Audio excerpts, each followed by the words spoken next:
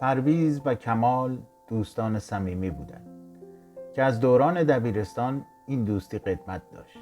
زمانی که پرویز ازدواج کرد، کمال بسیار خوشحال شد، ولی این خوشحالی خیلی دوام نیاورد. زهرا 23 ساله به پلیس گفت 17 ساله بودم که با پرویز ازدواج کردم. ما همدیگر رو دوست داشتیم، اما مهمانی های دوست دوران مجردیش که تقریبا هر شب بود من را از مسیر زندگی جدا کرد.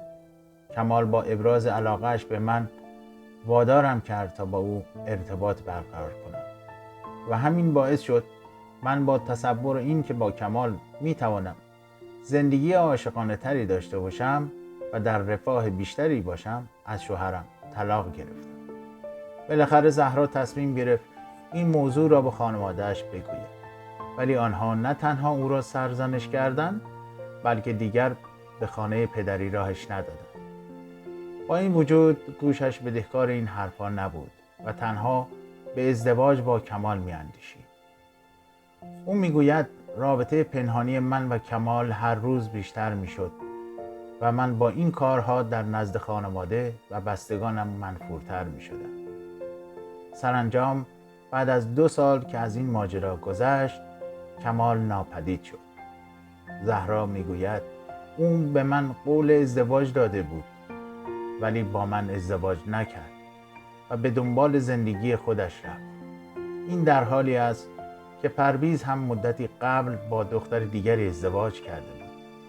حالا زهرا تبدیل به زنی سرگردان شده است که دست به دامان قانون شده تا کمال را به خاطر فریب دادن او مجازات کند.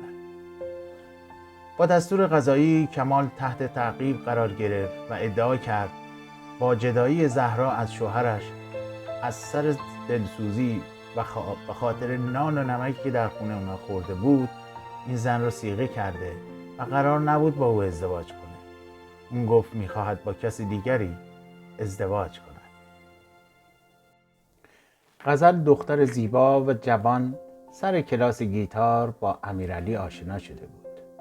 امیرعلی استاد اون بود که کم کم مهرش در دل غزل افتاده بود. او با جدیت تمرین میکرد و در تمام کلاس ها حاضر میشد تا خودش را به امیرعلی اثبات کنه. پیشرفت چشمگیر او در مؤسسه پیچید و همین باعث آشنایی بیشتر و علاقه بیشتر شد تا جایی که امیرعلی به خواستگاری غزل اومد. سرانجام در یک روز بهاری اونا با خوشی ازدواج کردن و پا به زندگی و خونه مشترک خودشون گذاشتن.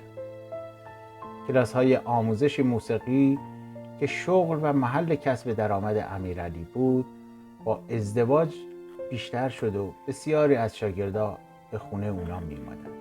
ولی غزل از این موضوع خوشحال نبود. پس با اصرار او کلاس های حضوری در منزل هنرجوها برگزار شد. یکی از شاگردان امیرعلی که از همه قدیمی تر بود و اسمش سارا بود، حساسیت غزل رو برانگیخته بود.